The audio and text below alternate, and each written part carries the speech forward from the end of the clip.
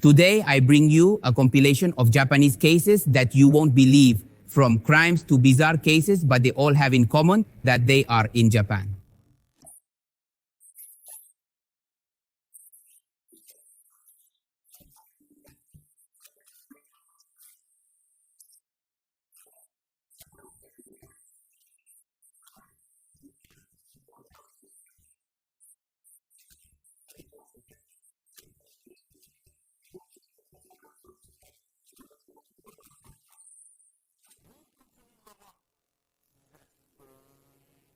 In Tokyo, Japan, on a snowy day in January of '98, a man is transported in a van to an unknown destination. His eyes are blindfolded and he wears headphones to block out surrounding sounds. His name is Tomoaki Hamatsu, but he is known as Nasubi, the Japanese word for eggplant, because of his elongated face. He is only 22 years old, a whole life ahead of him, but he has no idea what the future holds for him. The van stops, reaching its destination. A man guides the blind steps of Nasubi through the snow and frozen ground. He is barely wearing a t-shirt. In the midst of this unwelcoming weather, they finally enter a more welcoming environment, an apartment. It is practically empty except for a few objects. There, the man asks him to remove the blindfold and also all his clothes. Nasubi will live in this place alone, precariously, without clothes or food for an indefinite period of time, all for a reality show in which he is the star. And this is his grim story. Japan is a country whose influence on popular culture is evident, presenting all kinds of innovative productions that have marked generations. Anime, for example, is a whole social phenomenon with fantastic communities that never stop growing. On the other hand, reality shows and game shows, although they do not have that cult following, attract millions of viewers with each broadcast, and their success is such that many programs are replicated in other foreign countries. Shows like Takeshi's Castle and Sagaman attract even more audience outside of Japan than domestic viewers, probably because they present events totally out of the ordinary for the foreign viewer. The effort and physical wear and tear of the participants in these programs is sometimes extreme, so despite their success, they have a bad reputation for being even cruel. Being hit with sticks like a piñata by their own wife and children, and electrocuted by lightning, tied to a metal post, crossing an old hanging bridge over a volcano crater. All this and more had to be endured by Homer Simpson and his family during their participation in a Japanese game show. Incredibly, Nasubi won't fare much better. Tomoaki Hamatsu Onatsubi was born on August 3rd of the year 75. At 22 years old, he makes food presentations. But his dream of being a popular comedian leads him to take a mysterious audition organized by Nippon TV, the leading audience channel in Japan today. Upon arriving at the place he was summoned, he meets many other young comedians interested in the opportunity. One of the channel's producers presents himself to all the attendees who are eagerly waiting to know why they are really there. This audition requires nothing more than luck. This is what the man tells the crowd. A secret box is introduced into the room, and it immediately captures everyone's attention. And the organizer tells them the person who draws the prize gets the show. One by one, they pass the box and pull out a folded paper. The participants form a circle, and when they are given the indication to open the paper, they all do it at the same time. There can only be one winner in what they believe will be the opportunity of their lives, and this is Nasubi. Excited, the young winner is taken out of the building without any explanation. He knows he will participate in some kind of program, but the details are a total mystery to him.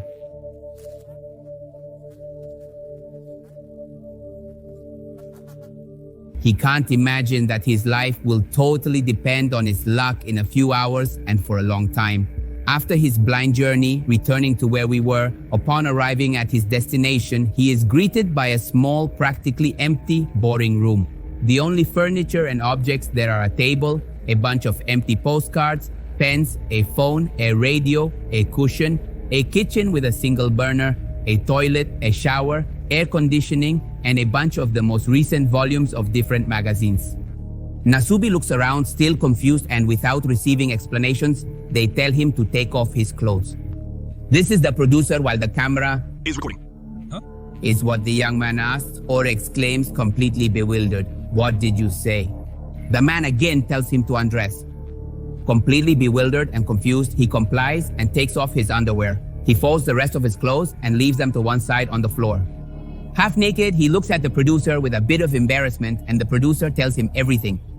The surprised face of Nasubi expresses what words cannot. Even my underwear. Are you sure? Are you joking? This is wrong, isn't it? He says as he removes the last piece of clothing he has on. What is all this for? The young man exclaims with a laugh at the absurdity of his situation. Fortunately, he can use the cushion, one of his few possessions, to cover his private parts, but he's still trying to understand what's going on. The producer asks, "Well, don't you see?" Nasubi responds, "I see postcards and magazines. Could it be something about winning prizes?" To which the producer asks, "What would you like to win first?" The young man unhesitatingly replies that he wants clothes. "He's telling me that I have to earn it." Being a comedian, he can't help but laugh at the ridiculousness he is subjected to. Despite having an idea of what's going on, he still doesn't understand the reason. Can a person live solely on the prizes they win? The show's producer asks before leaving the apartment and leaving the young man completely alone. He just screams with laughter, incredulous at what just happened to him. And with this begins Susumu Denpachinen, starring Nasubi. There's not a crumb of food or a roll of toilet paper in the entire apartment, but there are cameras on all the walls, and Nasubi carries a microphone in a small bag hanging from his neck. Except for those few items in the room, everything he needs, he must get by winning contests, and he will be released after having won 1,000,000 yen in prizes, which would currently be about, or almost about, 150,000 Mexican pesos. Every Sunday, they present the Denpa Shonen program, the segment of Natsubi's life where they edit the most notable moments of his experience during the week. His nudity is not a problem, as in post-production, they place the drawing of an eggplant over his private parts. The dark humor stands out in his precarious life due to the absurd premise of the show, a life in seclusion, writing around 1,400 letters a week to be able to win prizes that help him survive. In each episode, Nasubi wakes up and greets the camera saying what day it is. He spends the rest of the day writing letters in the hope of winning some product that catches his attention in contests from different magazines. He's been without food for a month now, but he doesn't lose hope. He continues to apply to all the contests he can. On February 8th, an unexpected knock came at his door. There's a package for him. Excited like never before, he opens it and finds 12 containers of jelly-like drinks. Nasubi is very happy and grateful and enjoys his long-awaited prize. Without a shred of privacy, the young man is seen by millions of people. Although on the first day, he participated to win an apron and cover his naked body, unfortunately, he has not yet won a single garment. Similarly, his priorities have changed. He can't stop thinking about food. It's what he needs most at that moment. Days after his first prize, there's another knock at the door. Nasubi opens it to find a food delivery person, accompanied by the delicious aroma of freshly prepared food, ramen, and sautéed vegetables. That would be 1,700 yen in total, says the delivery person. Natsubi replies that she doesn't have any money. Upon confirming that the young man really didn't order that, the man apologizes and leaves the apartment. Even though it has been stained, it leaves behind the smell of what the hungry boy desires most. In a stroke of luck, there's another knock at his door and he receives a somewhat heavy package. He won 5 kilograms of rice. He can't understand his excitement. Finally, he will be able to eat, at least for a while, but something is wrong. He doesn't have a single pot to cook in. After trying to eat raw rice, he decides that it's not a good idea. He will have to figure out how to prepare it properly. The empty packet of the drinkable gelatin is made of a resistant material, so he tries to cook the rice there, leaving it next to the lighter, and fortunately, he succeeds. Natsubi is ecstatic as it's his first meal in a long time. He has already lost a lot of weight, but finally receives some much-needed nutrients. The young comedian creates hilarious dances and songs each time he receives an award, which keep coming. He constantly shows his willpower and optimism. He also surprisingly expresses his gratitude, even though he was brought there without being given any kind of detail about what that new opportunity in the entertainment world implied. It's hard to ignore the cruel life he is subjected to, but at the same time, it's touching to appreciate his enthusiasm to keep fighting to win the challenge. Nasubi enjoys every little moment when receiving new awards. He dances as if he were a bird flying free with a pair of 1,000 yen bills, enjoys the soft essence of a new bath soap, accidentally gets drunk on orange liquor. He pedals on a bicycle without being able to go anywhere. In terms of material things, his life is almost empty, but in spirit, his morale is unmatched. What little he has is enough for him. Nasubi continues to strive to thrive and keeps improving in his cooking methods. Using an empty liquor can, he manages to cook rice and pasta in a more appropriate way and eats them using a pair of pens as chopsticks. Every time he takes a bite to his mouth, he takes it as a blessing and expresses to the cameras how much he enjoys it with gestures that are quite amusing. His need for food, at least for now, is not a concern, but Nasubi has been naked for months, unable to win a single piece of clothing. The day finally comes and the first garment he wins is used women's underwear. There aren't many contests to win men's underwear. The only thing he found in the magazine was the opportunity to win panties used by models. Surely Nasubi, in the midst of his need, thought underwear is underwear. So he sent several letters hoping to win. He is excited because today theoretically ends his chronic nudity. However, there is a problem. They are too small.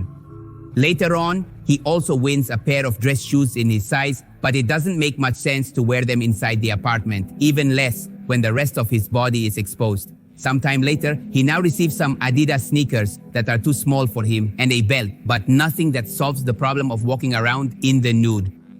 In addition to this need for food and clothing, the young man could really use some company, so he receives a seal-shaped plush toy as a prize, which he names Venus.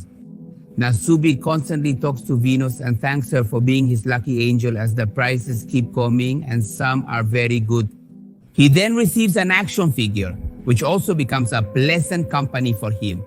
After not eating meat for a long time, he receives in the mail the highest quality cut he has ever tasted. The problem again is that he has no way to cook it. Nasubi decides to roast it over the lighter, holding it with a pen, but with the heat, the plastic begins to bend and deform. Although it was difficult, the meat is the most delicious thing he has tasted in a long time. This judging by his expression on camera. On the other hand, at the end of the second episode, he receives something totally unexpected, a huge live lobster. For a second, you would think that being the first living being he interacts with inside his apartment, it could be a great pet for the lonely young man. But the need to feed remains a priority, and the crustacean becomes a delicious source of nutrients that the talent needs to survive. The thousands of letters he sends each week earn him many prizes.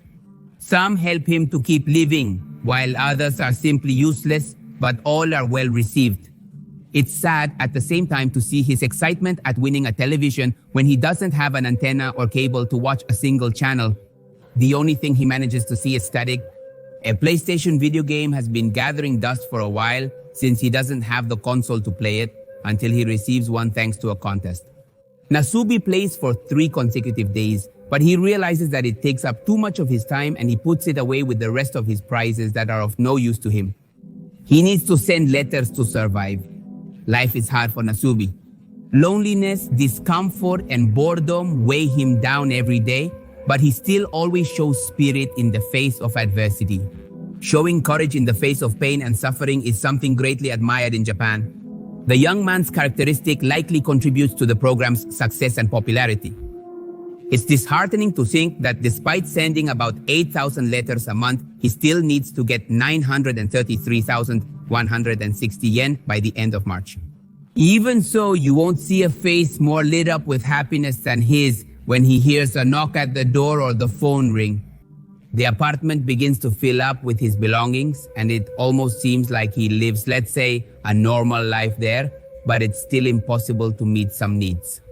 To assess his health condition, on the other hand, a doctor visits him in May, by which time 5 months have passed since he started the program, and his lifestyle could have impacted his health. Surprisingly, Nasubi is in perfect condition, although he has lost a considerable amount of weight.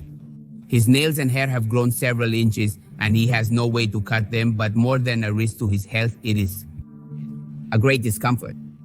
By the end of the month, the rice has already run out, so sadly, he is forced to eat dog food.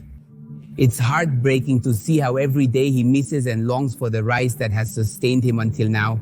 That by June, the popularity of the program, as you can imagine, is through the roof, and the media have discovered the location of the apartment. One early morning, a producer wakes up Nasubi, who is moved blindfolded to a new apartment.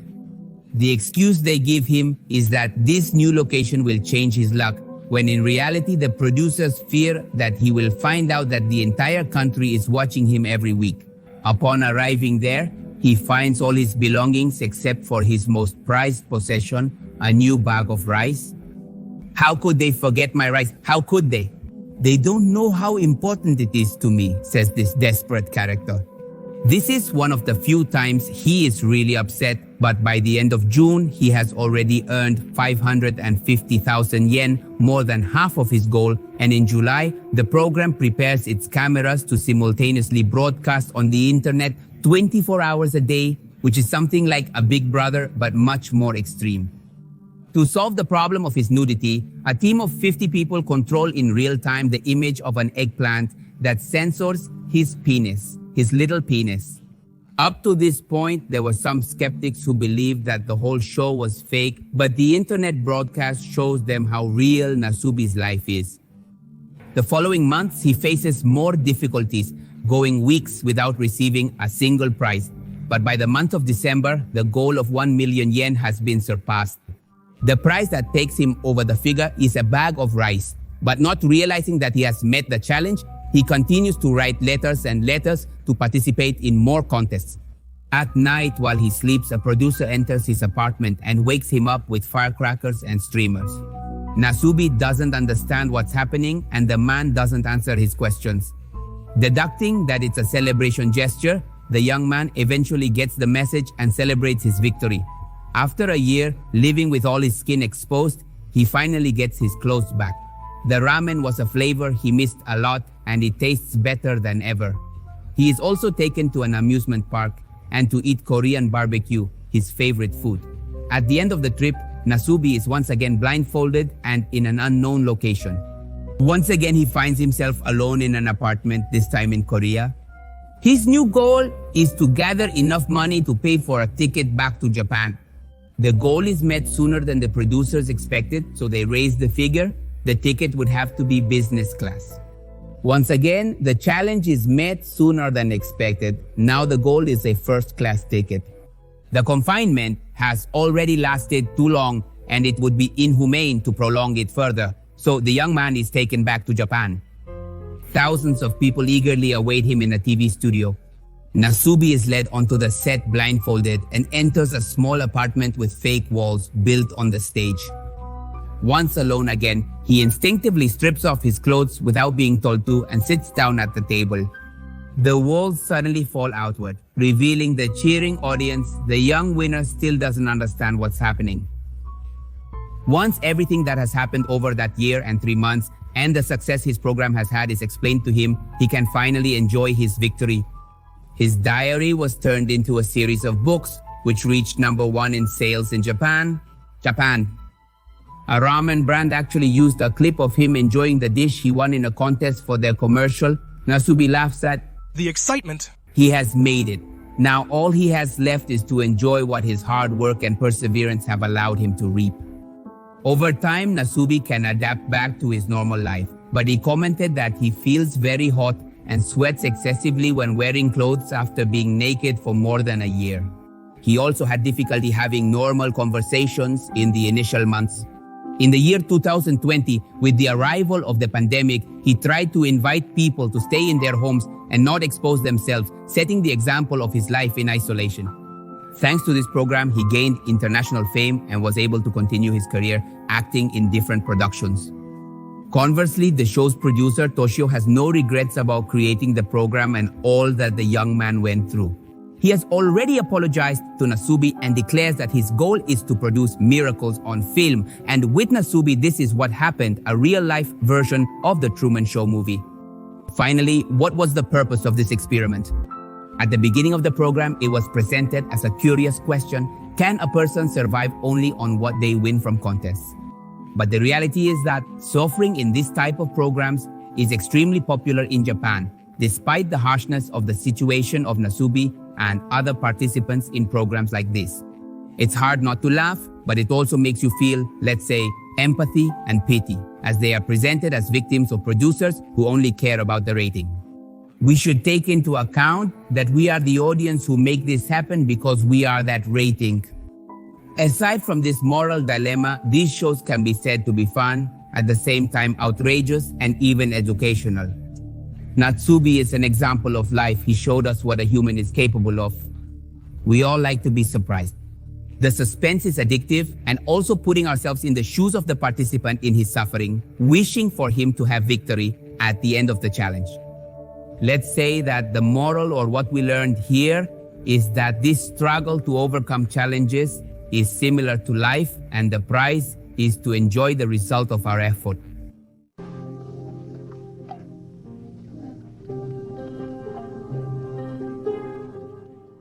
In today's video, I'm going to tell you the story of the otaku crime, or Dracula, as it was also known, a case that shocked everyone.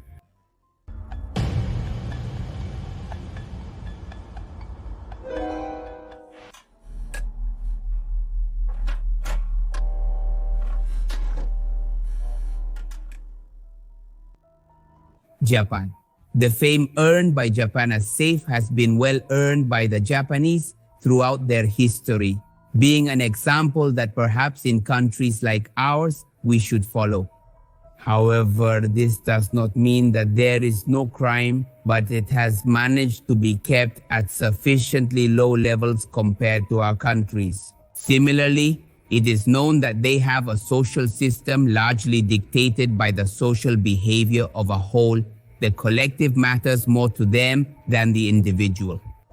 That is, anyone who deviates from a certain unwritten order can be frowned upon or pointed out, whether it is a crime or not, when in a place like this, where society itself is in charge of pointing out those who do not agree with the general thought. When aberrant cases like the one I am going to tell you about today, the news can hit even harder, and when events lead to a series, they can make a society question who will seek to point out the guilty in search of explanations.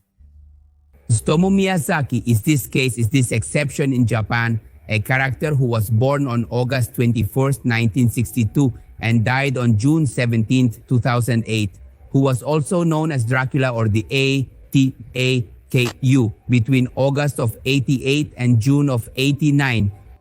Miyazaki kidnapped and ended the lives of 4 little girls between 4 and 7 years old, a crime that involved pathological behaviors of a character of another level, a truly sick degree. Miyazaki was born on August 21st, 1962 in the Nishitama district in Tokyo, Japan. And from his premature arrival into the world, it seemed that his destiny was marked. Being born with deformities in his hands and wrists, and having to move his forearms and wanting to rotate his hands. Due to these movements, and added to the aspect that his hands had, he began to receive mockery from his peers from the age of 5, a situation that increased as he grew up. According to reports from teachers and peers, Miyazaki used to write essays where he wished and dreamed of leading a normal life, in addition to always blaming everything on his appearance, having a quiet, shy, and withdrawn personality. From a young age, he isolated himself in the world of manga and anime, becoming increasingly more solitary, as has happened with other characters that I have told you about on this channel of this nature. He demonstrated having a huge intelligence, in addition to being a dedicated student who studied 2 hours daily, managing to enter high school with the highest average. In addition to this, Miyazaki had a great knowledge of the English language, which he mastered almost perfectly for his age. However, his passion for studies diminished over the years, dedicating himself more and more to drawing comics and mangas, his other great passion. Although he put time and effort into this, the condition he was born with did not allow him to improve enough to achieve his dream, leaving him frustrated. By then, he had already realized that his penis was even smaller than normal, even causing him complications when urinating. In short, he had a small penis. When he decided to go to university, he chose Menji University, one of the most prestigious in the country, using English as his strong suit. However, due to his lack of enthusiasm for studies, he ended up among the last places among the applicants for his exam. As the circle was closing, he ended up studying photography, graduating as a technician in 1983 and getting a job at a company owned by a friend of his father. Miyazaki's family was not short of money. They were of good economic resources, so he had many freedoms and material gifts, something the young man complained about, saying they exchanged his love for material things and blamed his genetics for being born that way. He also blamed them for never listening to his problems but simply ignoring him, something his two younger brothers also did, who seemed to reject him. I don't know how much of this is true. I couldn't investigate it, or how much was part of the trauma he was already carrying. But anyway, his family was well known and influential in Itsukachi. His father owned a local newspaper, so one of the gifts back then in the mid-80s for Miyazaki was a car, which the young man contemplated using to take his own life. But the boy saw a glimmer of hope in just one person. His grandfather, who was the only one who didn't treat him badly but taught him about life, instructed him, and had become a role model for him. Miyazaki suffered from a serious problem, an inferiority complex because of his small stature, and this made it almost impossible in his mind to approach a girl. However, he had an intensity for having relationships or for being close to a woman. The young man consumed a lot of pornography, even hentai, which from what I've been told is like anime or manga pornography, something that perhaps by itself didn't seem so deviant, but his tastes began to contemplate eroguro or guro, which is a style of pornography that includes extreme acts, even reaching gore. It is known that he also began to look for child pornography, something that if he was already totally sick. Other investigations indicate that on one occasion he tried to spy on one of his sisters while she was bathing, but when he was discovered, he hit her on the head, something he repeated with his mother when she asked him to work more and watch less anime. However, what has been pointed out as the point of no return in his head and life is said to have been the death of his grandfather, the only person who treated him as such, as a person. On the afternoon of August 22nd, 1988, Miyazaki had already tried to photograph little girls in parks when he came across little Marikono, 4 years old, while driving. Miyazaki didn't think much about the situation and approached her, to which the girl, after a short talk, told him that she must be hot. So he offered to take her, and the girl ended up accepting. He took her to a wooded area where, after walking for a while, he took her life and clothes, took pictures, and took advantage of the body. Then he got rid of it, taking with him the little girl's clothes, and with this there was no turning back. On October 3rd of that same year, he came across little Masami Yoshizawa, 7 years old, on the street. He convinced her to get in the car and go for a ride. He took her to the same area where he committed his first crime, but this time he acted without delay and repeated almost the same steps that are not necessary to repeat again, and ended up keeping the clothes. With 2 girls already missing, the authorities in Japan deployed a large police movement. They knew this was not something common. The girls had no type of contact or relationship with the Yakuza, the Japanese mafia, so that was completely ruled out. In addition, the fact that they didn't find bodies or clues put them in an unusual crossroads, so they started a quite broad search. The third victim was Erika Namba, a now 4-year-old girl whom Miyazaki kidnapped by force on December 12th of the same year. By then, he was a more confident and loose aggressor. He was becoming more arrogant, as he had even been calling the relatives of his first 2 victims, and in an air of arrogance or bullying, he sent a box with her incinerated remains to her parents. He forced little Namba to undress in his car to take pictures of her, which made the girl start crying and screaming in desperation, something that almost got him discovered by a car passing by the place. And after this, Miyazaki took her life, tied the body by the feet and hands, and got rid of it in the same forest.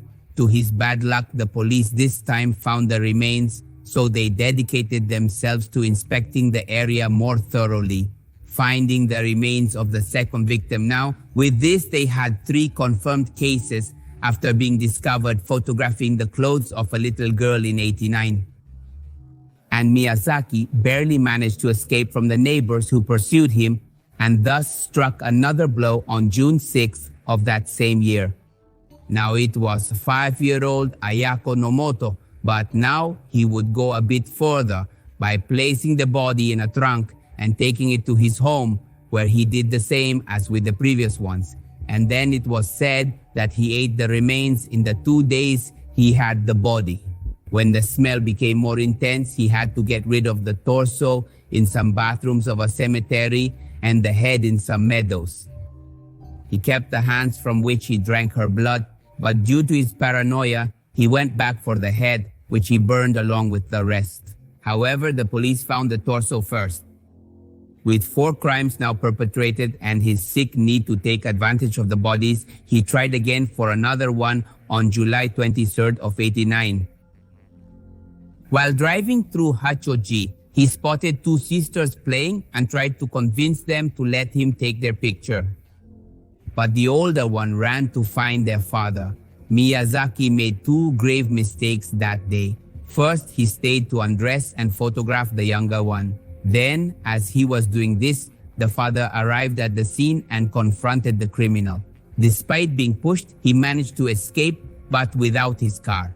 For some reason, he returned hours later in search of his car, which would be his second mistake, where police officers ambushed and arrested him for attempting an indecent act.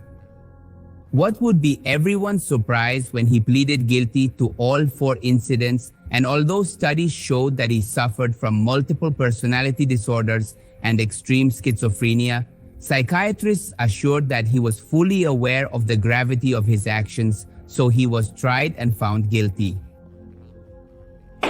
After Miyazaki's tastes became known, he was referred to as the otaku, and it was a very hard blow for all those people who enjoyed watching or reading any cartoon or any manga or anime related to this.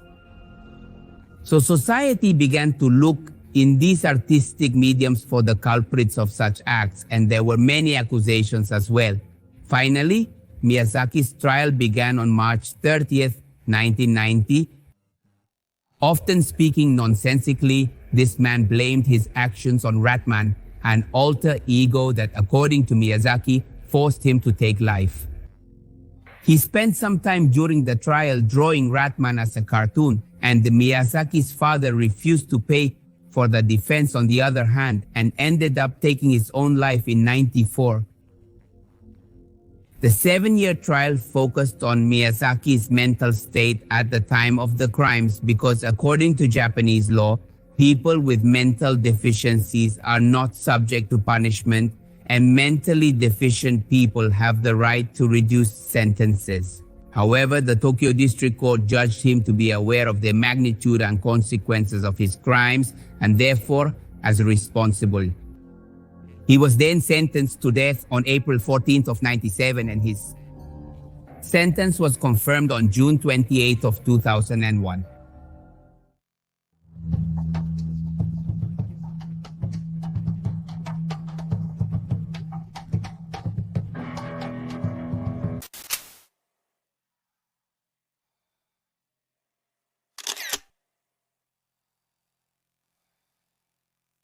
When there were only a few minutes left for Carita's shift to end, she notified her sister that she wouldn't be having dinner as a bar customer had invited her out, and she thought it was a very good idea. What her family never imagined was that this call would be the last time they would hear the voice of the young woman of just 21 years old. Hours later, she was admitted to the hospital in a coma, and her chances were very slim. Her Asian companion also had very slim chances. Her companion, a man of Asian descent who called himself Akira Nishida, claimed that the girl had suffered from food poisoning due to poorly prepared seafood. But it was all a complete lie. The actual perpetrator of the crime was a millionaire serial abuser who had used his charm to poison the young woman and freely satisfy his sadistic perversions. Just 2 weeks later, Carita passed away without ever opening her eyes again, and even worse, she was unable to tell what really happened that day. For their part, the Japanese authorities believed his version of the story, so they never investigated this case in depth. Behind his death was Jojo Vara, a carefree rich man who used his free time to intoxicate random women and then take advantage of them while hiding behind a black mask and recording everything on video. It is suspected that he took advantage of approximately more than 400 women throughout his criminal career, killing 2 of them in the process. Obara, born under the name of Kim Sung-jong on August 10th of the year 52 in the city of Osaka, came from a proudly Korean and humble family, something that deep down embarrassed him and he never discussed with anyone. In fact, it is known that Yoji did everything possible to hide his origins from everyone he knew. For example, undergoing eye surgery to prevent them from looking around and appearing to be of Japanese origin. This, despite giving him many insecurities from a young age, motivated him to make an even bigger change in his life. By a stroke of luck due to his gambling addiction, he amassed a large fortune and ended up in charge of some poker machines in a casino run by businessmen. That gold mine originated almost overnight marked a before and after without a doubt.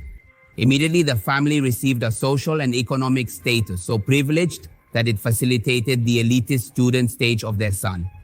According to several testimonies, Obara had been educated with a firm hand to be the best at anything he did. He attended the most prestigious schools in Japan and obtained very good grades in his journey through educational institutions.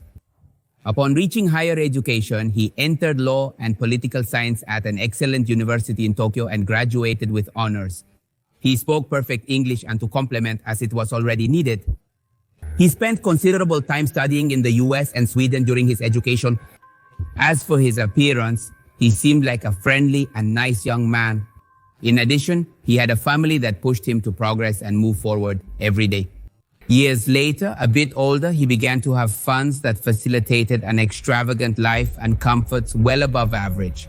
With the money he had, he acquired numerous apartments and a fleet of cars with a monetary value that amounted to $2 million. Among his vehicles, you could find several Ferraris, Rolls-Royces, and even a Maserati. It is believed that by the early 90s, his fortune consisted of more than $45 million. Following his father's path by investing in properties and knowing how to manage money, the young man had shown that his business acumen was innate. The problem was that his luck was not going to last forever. Just 3 years later, a horrific economic downturn occurred and led him to lose much of his beloved wealth. As a result of this, he found himself in the need to launder money from dangerous groups and, to be more specific, the mafia, in order to continue his path through wrong ways just to maintain his status. Obara was convinced that his vast capital opened the doors to everything he had always desired, especially to Western women, whom he considered as the prototype of what a woman should be. According to some testimonies from his friends, the young man had complexes about his height, so he resorted to shoes with internal platforms to pretend that he was more than 1.60 meters tall. It was during these years that a new activity became his main pastime in his free time, frequenting bars where the hostesses were young and beautiful women from the West. One of his favorite places, of which we have knowledge, was a bar located in the Roppongi area, a dangerous area of Tokyo.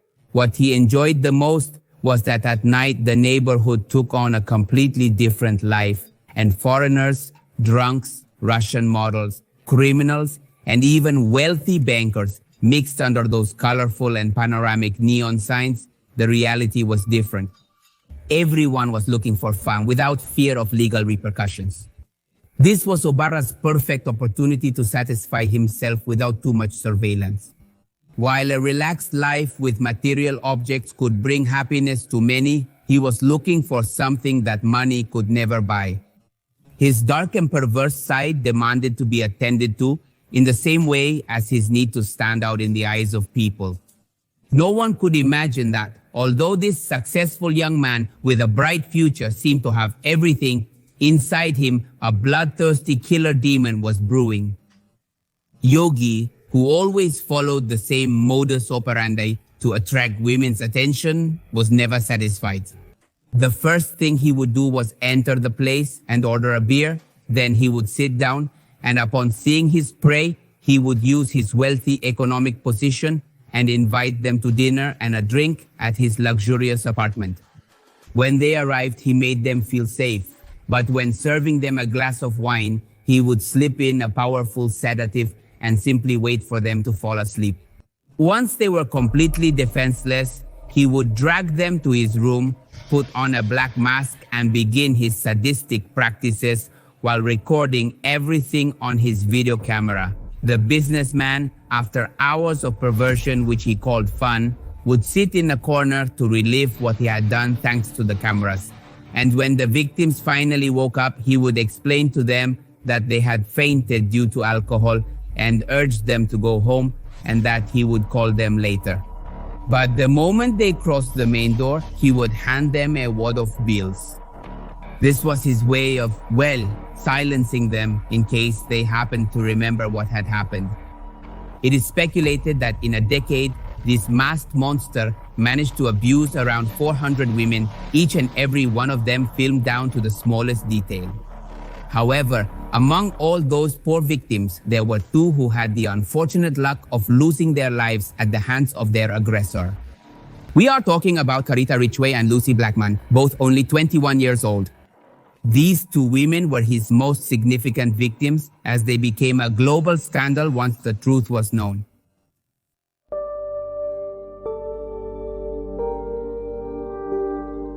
Let's start with Lucy Jane Blackman, who was born on September 1st in the year 78 in Kent, this in Great Britain.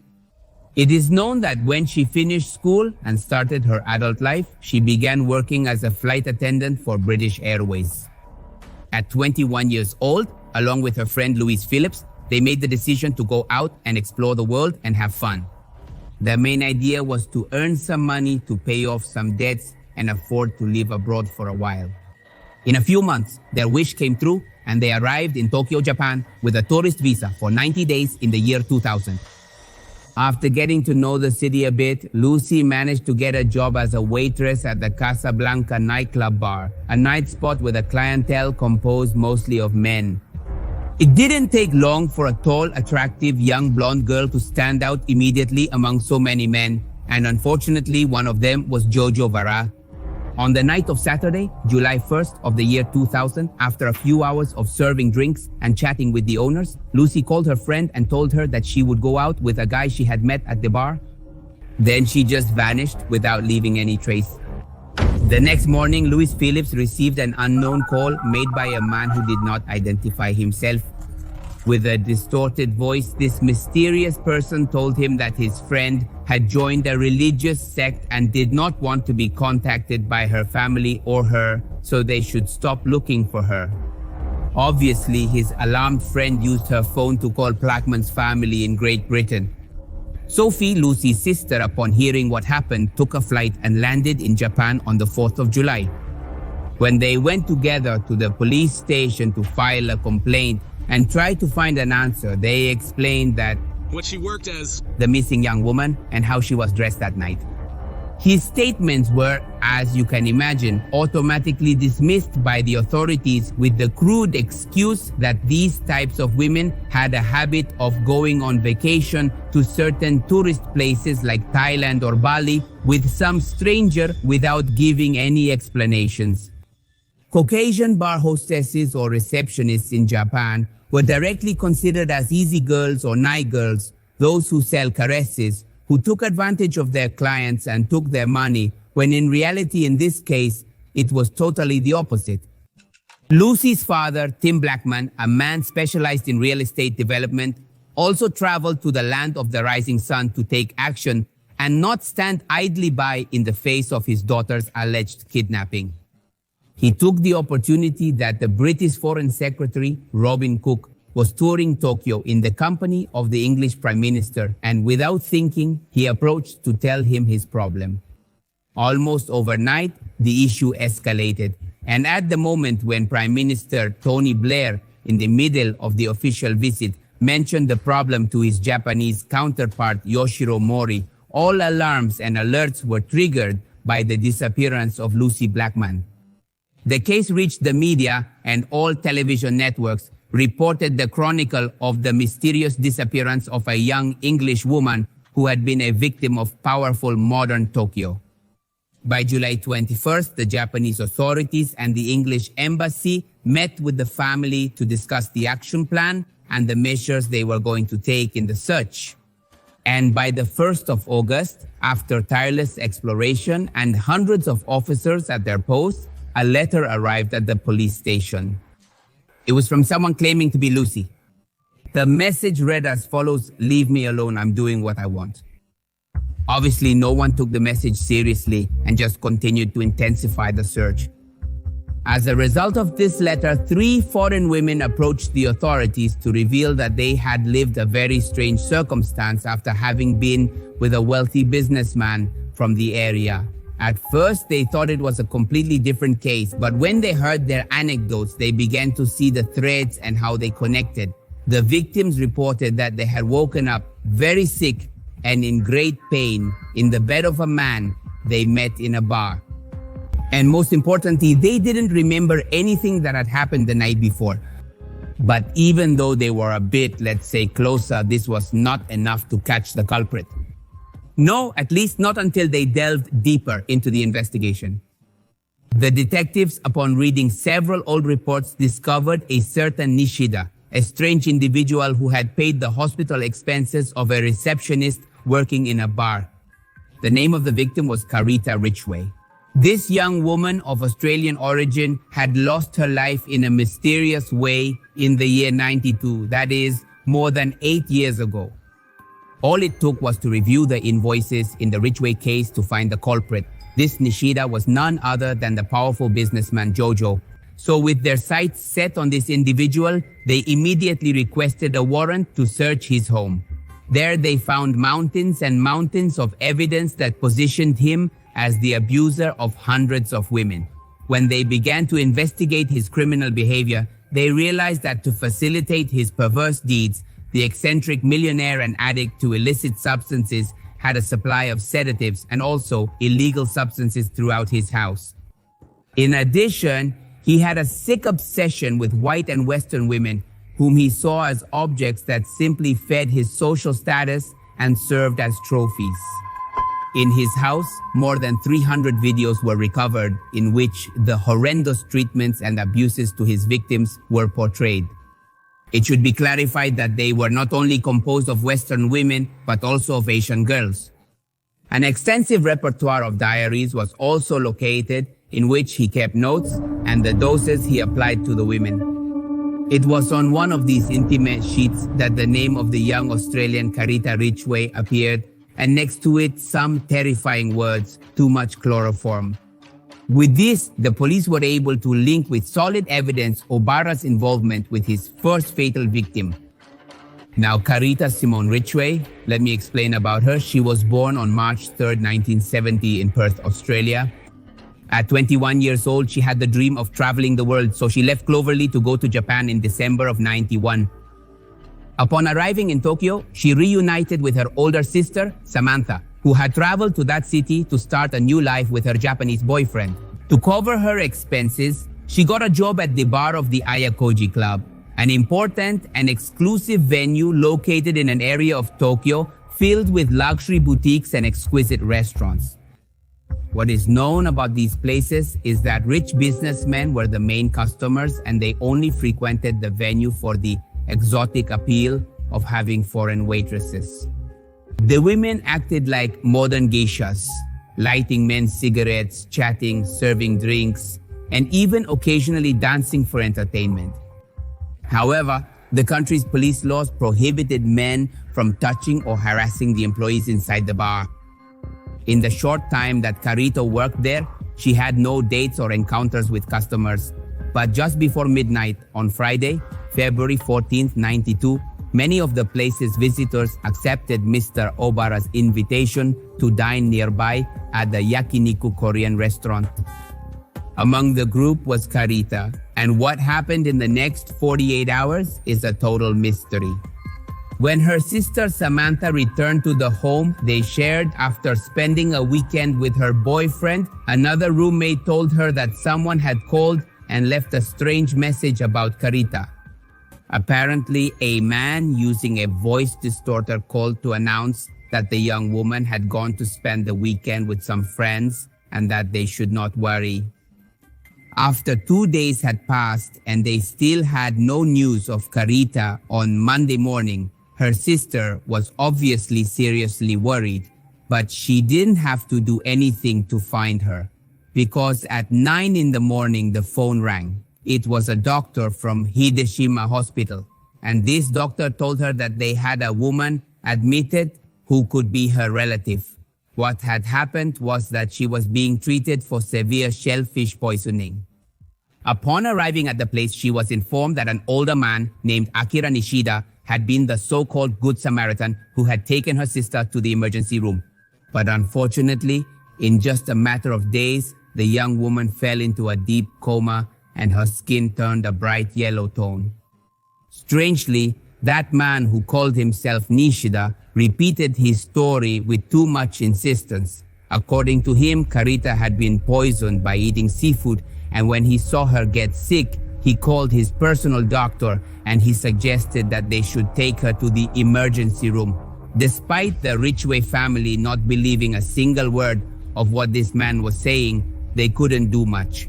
When they tried to alert the authorities, they paid no attention and made no effort to try to question or arrest the alleged suspect, Carita, who was still fighting between life and death on Saturday, February 29, 1992, 3 days before turning 22, unfortunately lost her life. But the incredible thing here is that that man continued to harass the family. Before the young girl's parents left Japan, he managed to convince them to have a brief meeting to tell them his version of the events.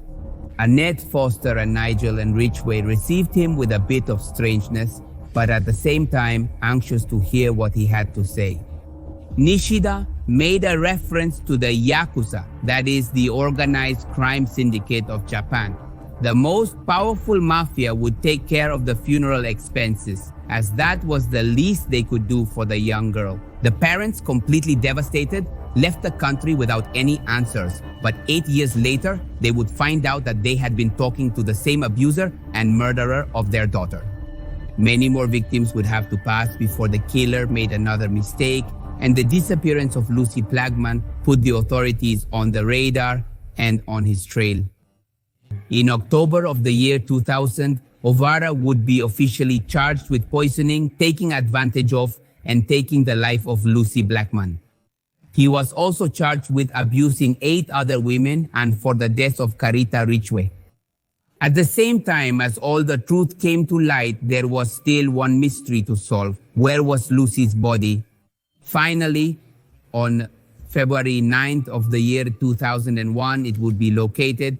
It was in an area that apparently the authorities had already investigated, but let's say for X reason, they never found it until that date. And the chilling thing is that it was in Kanagawa, about 50 kilometers south of Tokyo. That is just a few hundred meters from the radiant and neat white apartment of Jojo Vara.